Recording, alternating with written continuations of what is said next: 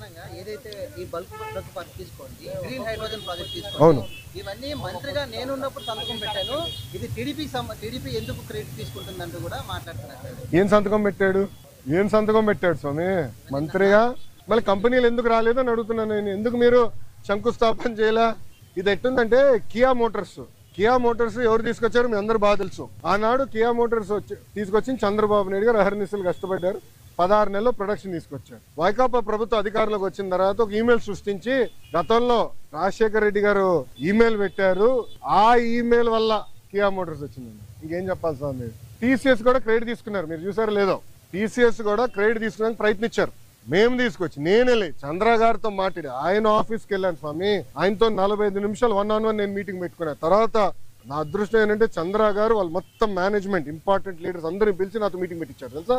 అక్కడ క్లీన్ చేసాం మేము. ఇది తాజ్ హోటల్స్ కానివ్వండి, టీసీఎస్ కానివ్వండి, రెన్యూబుల్ ఎనర్జీ కానివ్వండి, అన్ని. ఇప్పుడు మీరందరూ గుర్తుపెట్టుకోండి. మీరందరూ ప్రశ్న అడిగారు, మహారాష్ట్రకి ఇంత పెట్టుబడి వెళ్తుంది. దానికి కారణం ఏంటో తెలుసా? Consistency in government. అంటే ఒకే ప్రభుత్వం మళ్ళీ వచ్చేగల ఏమవుతుందంటే అక్కడున్న పెట్టుబడులు పెట్టే వాళ్ళకి కాన్ఫిడెన్స్. డావోస్ లో ఒక పారిశ్రామికవేత్త నేను కలిసాను. మన ఆంధ్ర రాష్ట్రంలో పెట్టుబడి పెట్టాడని. నాకు టైం లేదు బాస్, నాకు ఇంకో ఒక మీటింగ్ పరిగెడుతున్నా, నాతో నడవండి అని చెప్పి మన ఆంధ్ర పెవిలియన్ నుంచి భారత్ పెవిలియన్ వరకు మేము నడుచుకుంటూ వెళ్తున్నాం. ఒక 10 నిమిషాలు వాక్.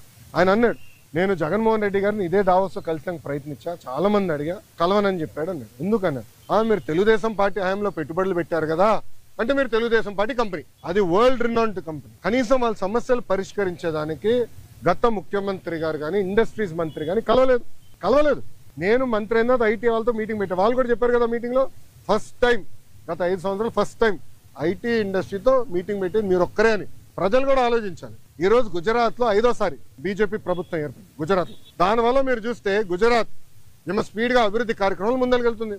మహారాష్ట్ర కన్సిస్టెంట్ గా మళ్ళీ ప్రభుత్వం వచ్చింది. సో కన్సిస్టెన్సీ ఉండే గల పెట్టుబడులు పెట్టేదానికి పారిశ్రామికవేత్తలు ముందరికి వస్తున్నారు, వాళ్ళు పెట్టుబడులు పెడుతున్నారు, ముందరికి వెళ్తున్నారు. ఈ మన రాష్ట్రంలో ఏమైందంటే 2014 నుంచి 19 వరకు ఒక స్పీడ్ వెళ్ళాం. కరెక్ట్ గా వచ్చి బ్రేక్ పడింది. బ్రేక్ ఎలా పడింది కూడా నేను చెప్తా. పీపీఎల్ రద్దు చేయలేదా? ఒకే రాజధాని వద్దు 3 రాజధానులని ఒక రాజకీయ గేమ్ ఆడలేదా? దానివల్ల ఎవరు నష్టపోయారండి?